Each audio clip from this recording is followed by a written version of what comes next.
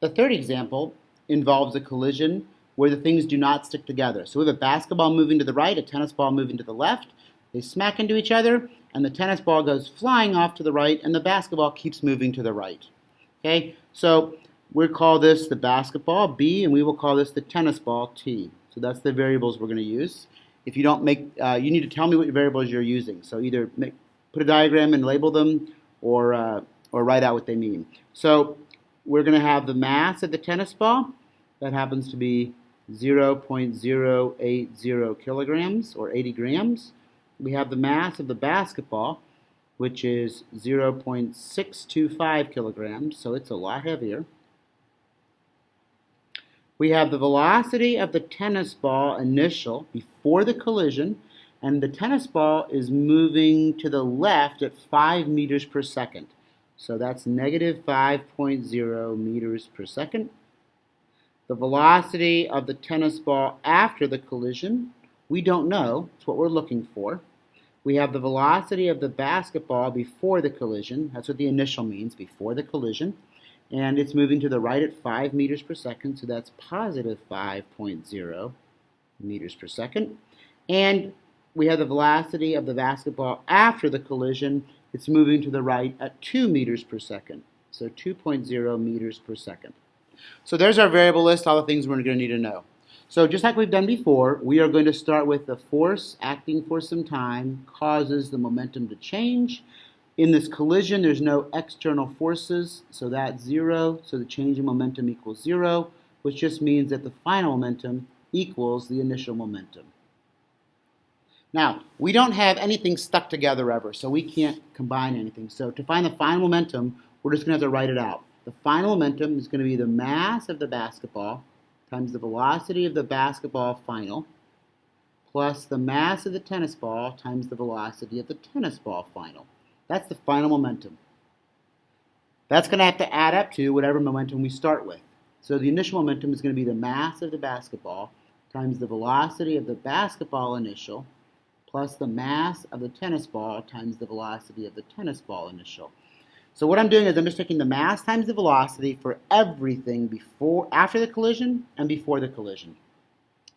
So we've got this big old long equation here, and what we want to do is we want to solve for the velocity of the tennis ball after the collision, this thing right here. Okay? So this is going to take a little bit of work.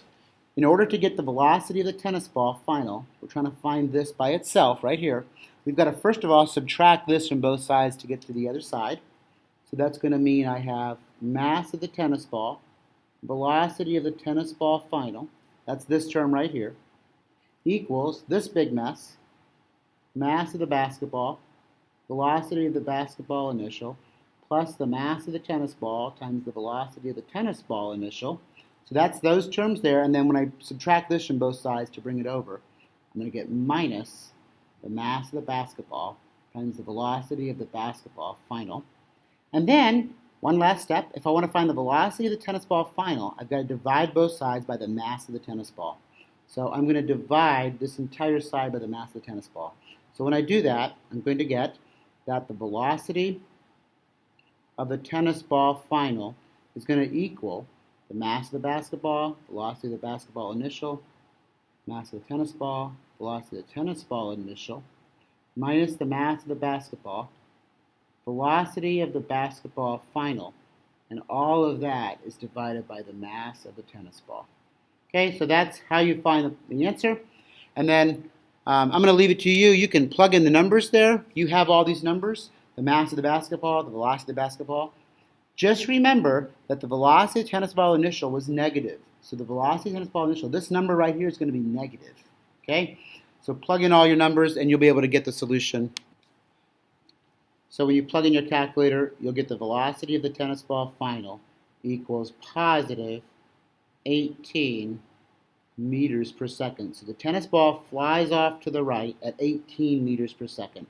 It picks up momentum, the basketball loses momentum, but the total momentum after the collision is the same as the momentum before the collision. Okay, so this is an algebraic solution. I needed to find the velocity of the tennis ball after the collision, and so I have the velocity of the tennis ball after the collision.